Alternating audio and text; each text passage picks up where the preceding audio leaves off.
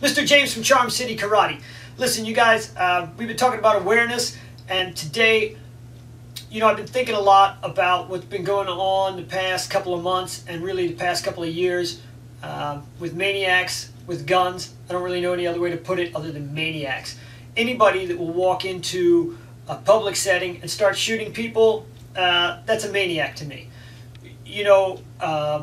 If I was in the psychiatric profession, maybe I would call them mentally disturbed, or I would have some sort of clinical term for them. But I'm a martial arts professional. I teach self-defense. I work with the good guys, people like you. So to me, they're maniacs. They're mad dogs. I would put them down. I'm worried about you. I'm not worried about them. So anyway, here's my point is,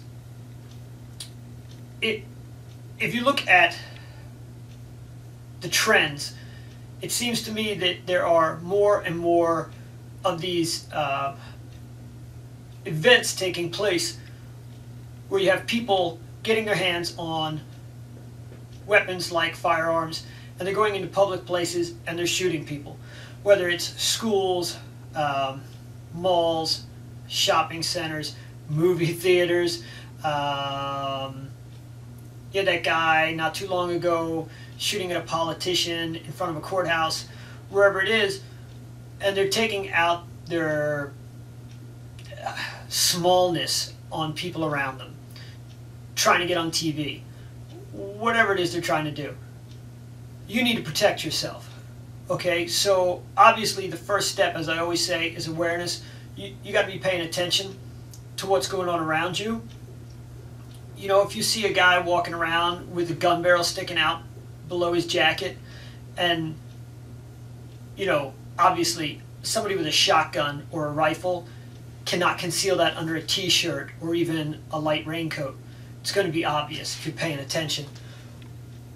But that's not really my point here. My point is, to protect yourself, you need to learn how to take a gun away. All right?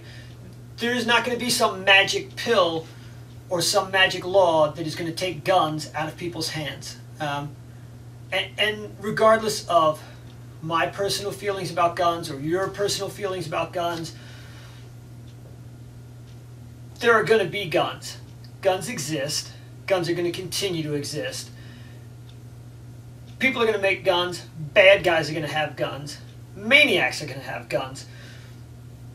They're going to use guns for bad things. If you take away all the handguns, they're still going to have guns for hunting or guns for target shooting or whatever. So you need to learn to deal with those. If a guy comes into a Starbucks and starts shooting the place up while you're there getting your morning Joe, you're going to have only a couple of options. Run, which is what people are trying to do now. Doesn't seem to be working too much. I think a lot of people are standing there freaking out going, is this really happening? Or from what I heard in the last event, people were going, ooh, a special effect, yay! Until they got shot, and then they went, crap, this isn't a special effect. So you could run, you could pull out your own gun and shoot back, if you're in a state where they allow that, and you've bothered to go through the training and the licensing, and you have yours with you that day. If you haven't gone through all that, then you can't shoot back anyway. And I don't know about you, I personally don't feel comfortable carrying a gun all the time. I have a 4-year-old daughter. I don't know, whatever.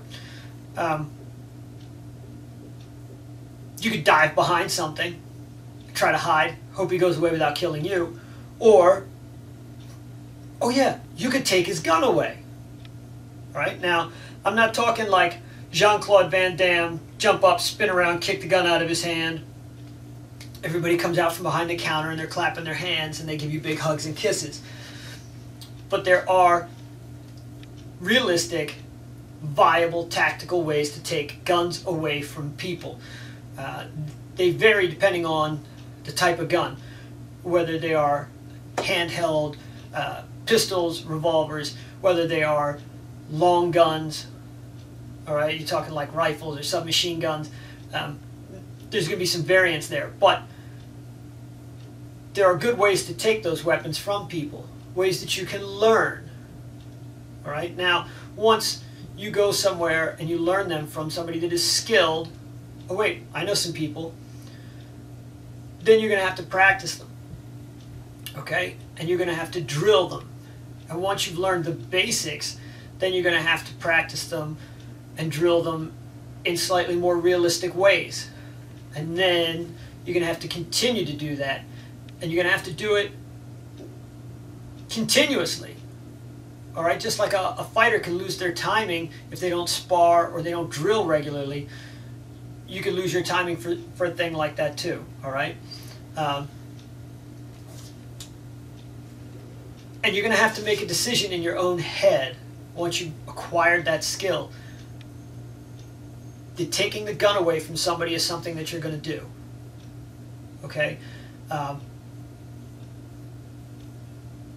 After the 9/11 hijacker thing happened, I made a decision in my own head that if I was ever on a plane and somebody on that plane was moving quickly towards the pilot cabin door, I was going to hit them. And I don't mean like punch them. I mean I was going to hit them hard and fast, and I was going to drop them. Unless they had an air marshal badge on them somewhere, I was going to hit them permanent. Okay? No plane that I was on was going to get hijacked like that. I didn't really care what happened to me.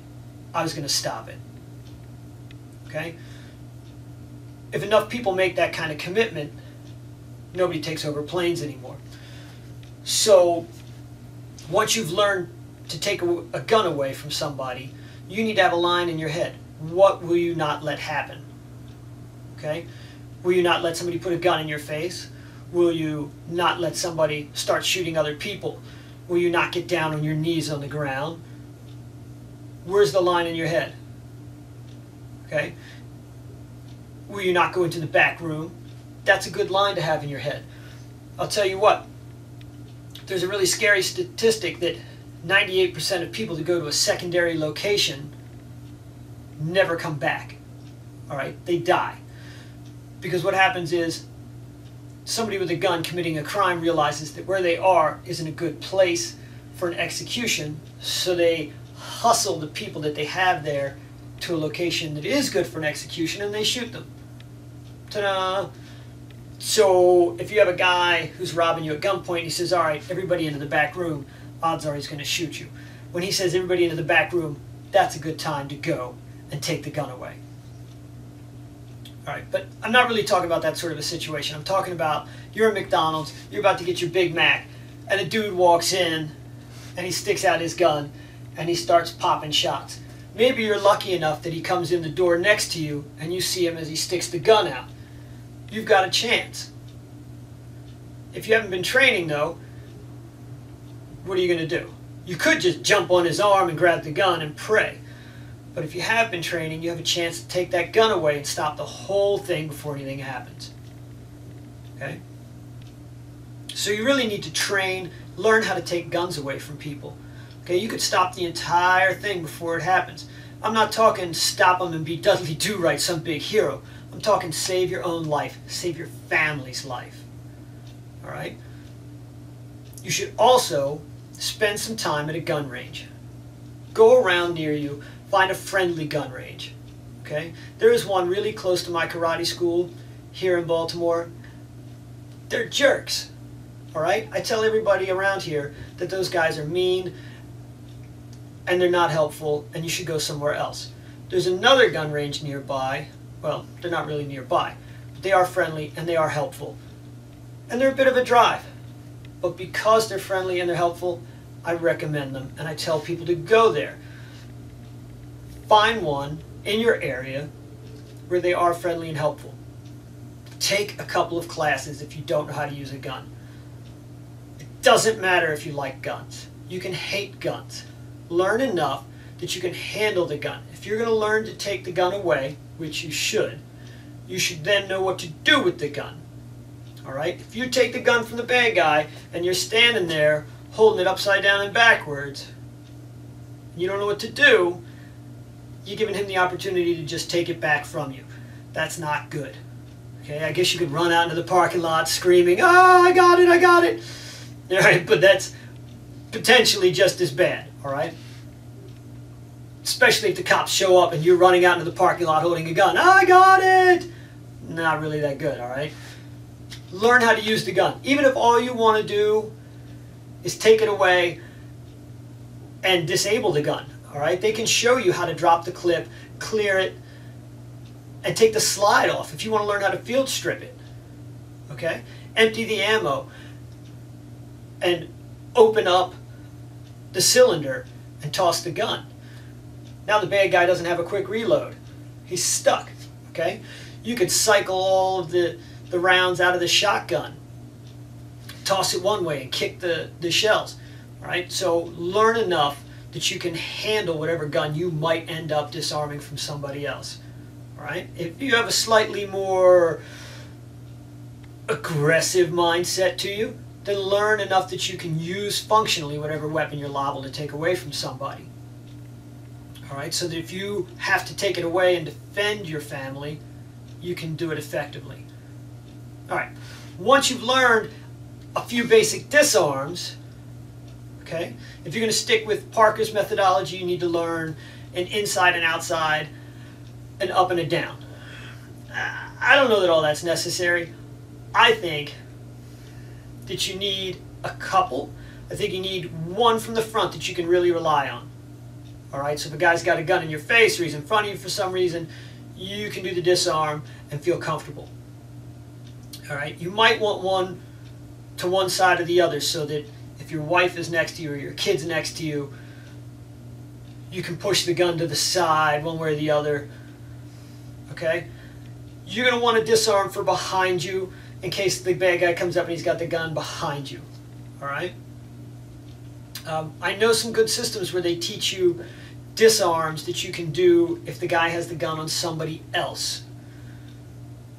They're a little esoteric. They're not the kind of thing you're going to run into in your standard variety martial arts school. But you'll be able to find them if you look. Okay? Do not go to like Bill's Taekwondo. He's not going to teach it. But look and you will find these guys.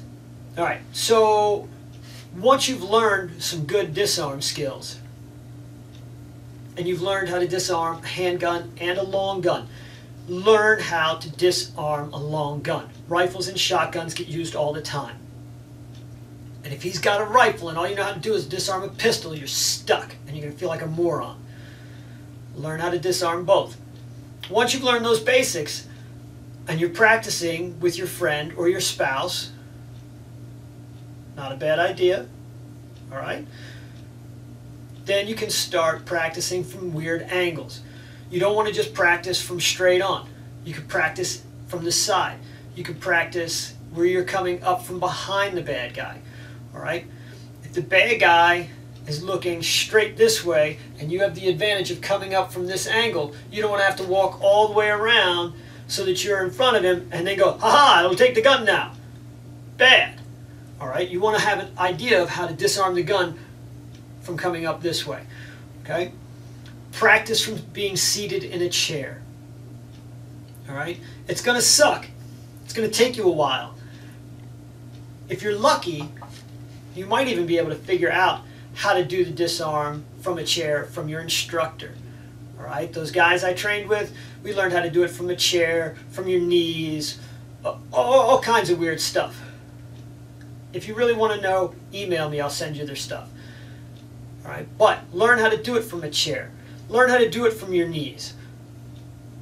Maybe even learn how to do it from the ground. The reason is, not just because you might find yourself in those positions, but knowing how to do it from those positions will give you more confidence. So that if it happens to you, you can do it. But knowing that you could if you had to will just make you more relaxed when you're in a better position. Okay? Guys in the UFC practice with a bad guy, with their partner mounted on top of them, not because they really want to practice mounted, but because that's a bad position. And that way when it happens to them, they don't freak out. If you practice sitting in a chair with a guy with a gun in your face, and God forbid it happens, you don't freak out. You've been there before. You can do it. All right? And then, when you're not sitting in a chair, it's even a little bit better. So practice a lot of weird different scenarios. Okay? If you're really gung-ho, practice in dim light. Practice with a smoke machine like you get from Halloween. Practice with a ski mask on. You can even get like these little blindfolds that have like little poked holes in them that restrict your vision. Okay, that'll kind of simulate like tunnel vision. If you don't know where to find one, you could get yourself a regular blindfold and cut 2 little holes in it. You could get a couple of newspaper tubes or toilet paper tubes, okay, and attach them to something so that you have like weird restricted vision. Those kind of goofball training methodologies will actually help you. All right. You should also practice some self-hostage stuff, like bad guy's got his arm around your neck, guns to your head, guys grabbing your shirt, guns in your face, stuff like that will help you too. All right. So my point to all this is you need to start practicing taking guns away from people. More and more people are using this maniac, stupid, walk into a public place and start shooting people. All right, the cops can't help you until after it has happened. Your lawyer can't help you until after it has happened. Karate's not going to help you when somebody's shooting you. Judo, jiu-jitsu, super death strike, none of that's going to help you when somebody's shooting you. The only thing that's going to help you is a bulletproof vest, your own gun, or the ability to take a gun away from somebody.